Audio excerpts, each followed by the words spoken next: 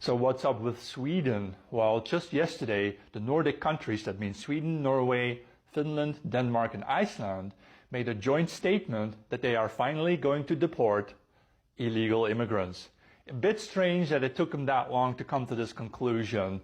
Since January this year, Sweden alone suffered 130 explosions, mostly grenade attacks between rivaling gangs. And then Sweden finds out that they don't actually have laws in place that tell them how to deal with gang war, so they're going to send in the military. Wow, that's a break from the past. For 50 years or so, you've been pandering to mass immigration, calling everybody racist who wasn't doing exactly the same thing you were doing. And now all of a sudden you have to bring in the military to drive out the gang wars who are waging war with hand grenades. Okay.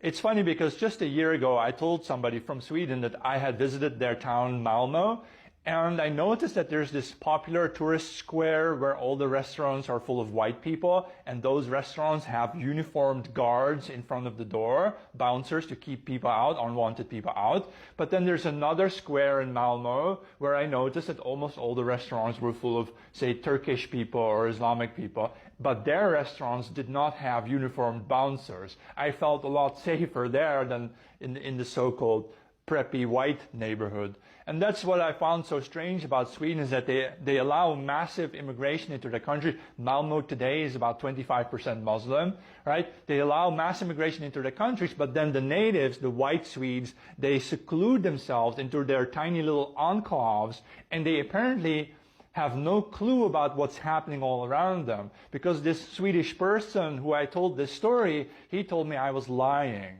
But I wasn't lying. I had actually done several walks around Malmö, and I had seen all these neighborhoods, and I had seen there are large neighborhoods in Malmö that are almost exclusively Muslim. But apparently local Swedes never go there, they don't know about it, and when you mention it to them, they think you're lying and you must be racist.